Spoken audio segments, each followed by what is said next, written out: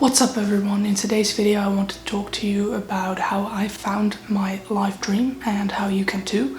And in addition to that I want to talk about my why, because I believe that your why and your life dream are pretty much at the least very intertwined and at most basically a bit of the same. And I also want to give you some tips on how you can find your why as well. I will put some timestamps in the description below so you can skip around this video if you want to, but at first I want to talk about what my life dream basically entails and tell you the story about that, and then I'll get into some more practical details. If you want to skip this first part you can, but I do think that it's pretty important to know the backstory, but I'll leave that up to you.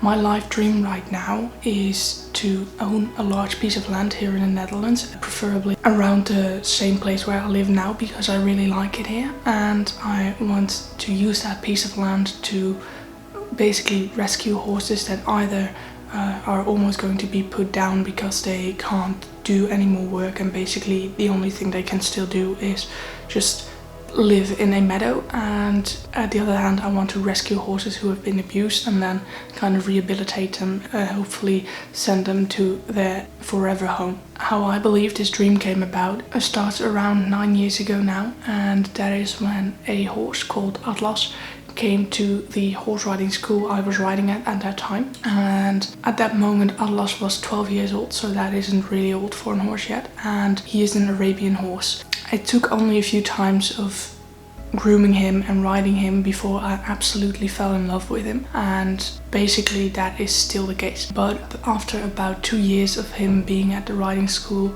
the first talks of maybe having to have him put down started to kind of happen, because it seemed like at times he really couldn't move properly and didn't really enjoy his life anymore. So basically the next 6 to 7 years were kind of an emotional roller coaster for me, where he had periods where he seemed absolutely happy and everything was fine, and periods where he basically seemed like he was already dying. I mean, there were discussions going about of whether this was really it, and yeah, that was pretty heavy for me. But about 3 years ago now it seemed clear that this was really the last time that this discussion was going to be held, because it really seemed like he was done. The riding school could barely use him anymore, which they were happy to not even use him because they loved him as well, but eventually then from a business standpoint you need to do something, and it just seemed like he really didn't enjoy his life anymore. And at the basically pretty much the last moment, a couple sent an email to horse riding schools basically across the country because they were moving and they could finally have a horse at home, but because a horse can't live alone they needed to find a pretty low maintenance cost horse that could accompany theirs. And they sent some emails to some different riding schools because they knew that most riding schools have one or more horses that could use a good retirement.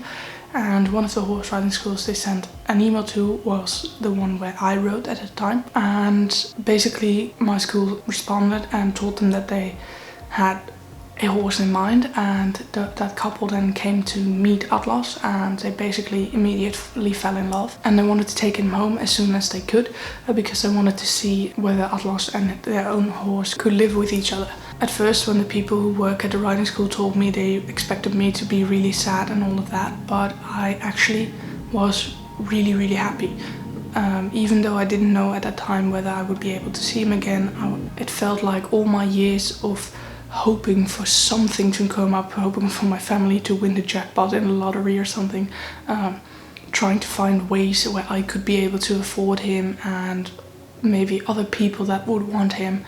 It all felt like that hope and basically almost prayer finally came to life, and therefore I was just really happy. Of course, when the moment came when they actually picked him up I was really sad, but they told me that I would be able to visit him every now and then, so that was really nice, and I have visited him over the last 3 years, but now I haven't seen him for about 1.5 years due to the virus going around, but I hope that will be fixed soon and that I'll be able to see him again, because honestly I still think about him and dream about him every single day.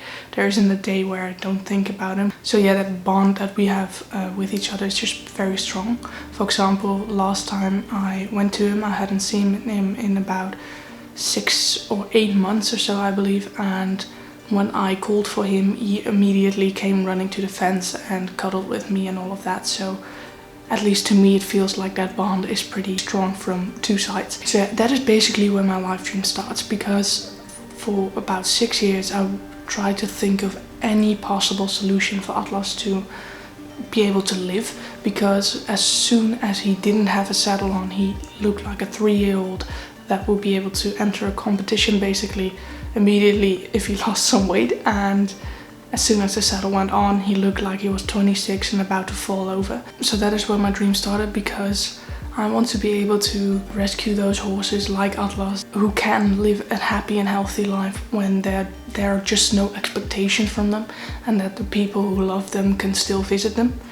And that is what I want to do partially. And as I said, the other part is rescuing horses that have been abused, because I've seen a lot of videos on that topic from horse sanctuaries and all of that, and that is something that just really connects with me, because I really want to do something to help this world, and whether that's with people or animals doesn't really matter to me. And the last time I saw some of those videos from these horse sanctuaries, I was just kind of filled with the thought of, wouldn't it be cool if I was able to do that as well? And then that seed kind of grew and grew until I just kind of allowed myself to really think about it. And then I also wanted to think about, okay, but what is my why? I think whys are very important. Your why is basically, as it says, it's why you want to do something. It's pretty impossible to want something without knowing why you want to do it. So when that moment came that I thought, okay, what if that was a possibility, and what if I could actually do it? Why would I want to do that?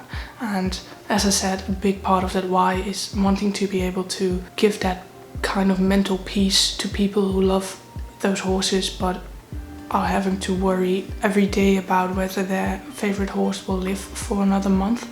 And I want to be able to take that worry away, and also give them the opportunity to still be able to visit their favorite horses, even if it's just once every year or something. That's a big part of my why. And another part is that, as I also said, I really want to do good in the world. From a very young age, I have always had the idea that I am capable of improving something in this world. And as I said, whether that is with people or with animals, that doesn't really matter to me, because I think animals also have an indirect correlation with the happiness of people. For example, when I'm sad and I cuddle with my cats, I feel happier, and the same goes with horses.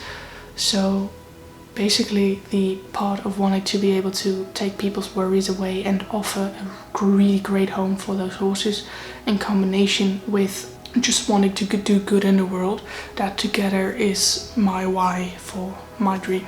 Now that I've talked about my dream and my why, I wanted to give you some tips on how to find your dream and your why.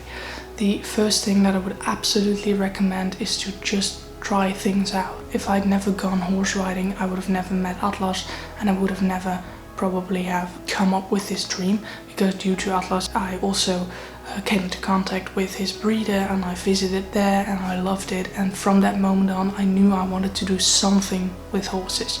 At first I thought I wanted to be an Arabian horse breeder, then later that passion kind of dried up a bit, because I learned a bit more about the world, and I saw that there are already a lot of animals, horses, people, whatever, who have been born but now need a loving home. So then I thought, okay, maybe not breeding, but what do I want to do then? And then later, because I came across some videos about horse sanctuaries, that developed into my new dream of being able to offer that safe space for animals and people. So just try different things out, try different sports, hobbies, meet different people from all walks of life, try to work with animals, whatever, just try to find something. If you don't have a dream right now, but at the same time you're not really doing anything new, then that is obviously the reason as to why you don't have a dream yet. The second tip I would have is pretty cliche, but it is to think big. A lot of people in this world, especially grown-ups, want to do what is best for you, and in their minds most of the time that is having a stable income with a loving family and all of that. And while that is important, it is, in my opinion, way more important to fulfill your life's purpose in the way that you feel is best. And in order to do that, most of the time you have to dream big.